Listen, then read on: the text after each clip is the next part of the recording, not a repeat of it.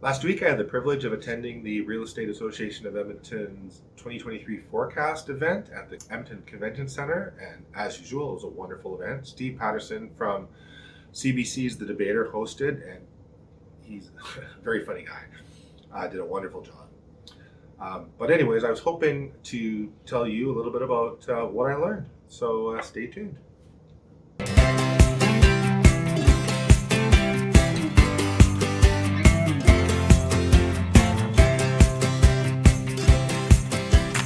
So first, let's look back at 2022.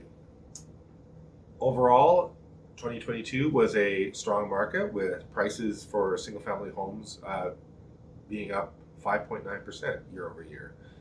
Although, as you may well be aware, that's barely scratching the surface of what last year's market was like. It was crazy. In the spring, we had unbelievable buying demand and prices spiked. And then as interest rates went up throughout the year, that demand tapered and prices started to soften a little bit. So even though we were up 5.9% of the year, by the end of the year, we're down 10% from our peak in April. If you look at our supply, and what I mean when I say supply is if new houses were to stop coming on the market, how long would it take to sell all of the inventory that's on the market right now? So in April, it would only take 1 month. It's a very strong seller's market, whereas now at the end of the year, it's over 8. So now we're into a more balanced market, even starting to look at it becoming a buyer's market. And the reason this happened is because if you remember at the beginning of the year, inflation was running out of control. The Bank of Canada was trying very hard to put its thumb on it and slow things down, so they were hiking interest rates. So you had a whole bunch of people that had their locked-in interest rate, very nice, low rate, but they knew that once that lock expired, they were not going to get a nice rate like that before. So you had a whole bunch of people, especially investors, that were trying to get in to buy a house immediately before their lock expired. And that was putting a lot of pressure because there wasn't nearly enough inventory coming on the market quickly enough. And so you had a very rapid spike.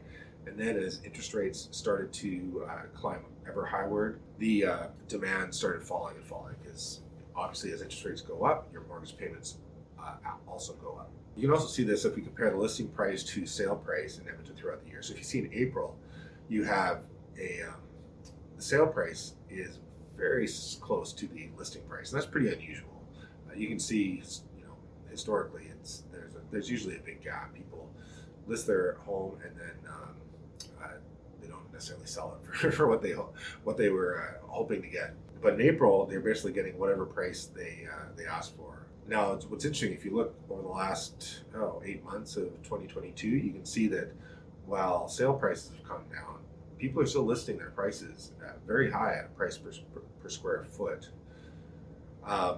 which sort of tells me that people still want to get a premium for their house, but the realities of the market haven't quite set in. And I think in 2023, you're going to see a lot of the inventory that's on the market now not selling is going to start reducing their price. And that's going to lead to an overall lower sale price for the city of Edmonton in 2023. So even though the market is shifting upwards in Edmonton, it's not all bad news. Edmonton still is one of the most affordable cities to live in Canada, especially if you look at the metric of the number of weeks that an average salary takes to pay off the mortgage for your average home. So in Edmonton, it only takes 21 weeks of your average salary to pay off your annual mortgage payments. Whereas in Ontario, it's 46, and in British Columbia, it's all the way up at 50. That's crazy high. So if you're looking for an affordable place to live and raise a family and have a decent sized home, Edmonton is still your best bet. And that brings us to the forecast. So the Realtors Association of Edmonton still thinks we're running a little bit hot compared to where we should be, and it thinks our market's going to revert to the mean. So they're forecasting a 2.9% drop in home sale values in 2023. On top of that, they think interest rates are going to stay high through 2023, and they also think the economy is going to slow down a little bit too. So with more more people losing their jobs, unfortunately, and fewer pay raises, you're also going to see people paying less for their homes in 2023. All right, well, I'm glad I could impart some of the knowledge I learned at the 2023 forecasting event from the Realtors Association of Edmonton. If you find this information valuable, please like or subscribe. That really helps me out. And thanks for watching.